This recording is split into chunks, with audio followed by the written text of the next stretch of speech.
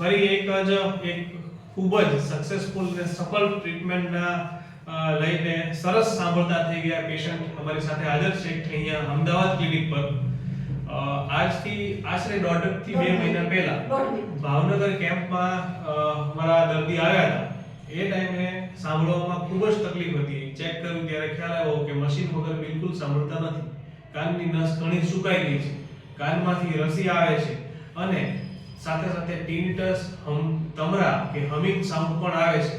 આપણે એમને આપણી ટ્રીટમેન્ટ સમજાવી અને સારવાર આપી. 1.5 મહિનો જેવી સારવાર લીધી છે, હજી ટ્રીટમેન્ટ કન્ટિન્યુ છે. હવે કેવો ફાયદો છે, કેવું સરસ રિઝલ્ટ છે એમના પોતાના મોઢેથી સાંભળીએ. મને જણાવો, ટ્રીટમેન્ટ પછી અને પહેલા તમારો શું અનુભવ છે? પેલા મારે તો કાંઈ સંભળાતું જ નહીં. અને અમદાવાદના ડોક્ટરના તમામ બતાવ્યા, સારા ડોક્ટરને, બરોબર. તોય કાંઈ રિપોર્ટ મળ્યા નહીં. પછી વડોદરા ગયા ને આ ડોક્ટરના બતાવ્યા, તોય કાંઈ રિઝલ્ટ મળ્યું. પછી તમારો વોટ્સએપમાં તમારું આવ્યું, પછી એના આધારે અમે ભાવનગર ગયા. તમારી પાસે આવ્યા.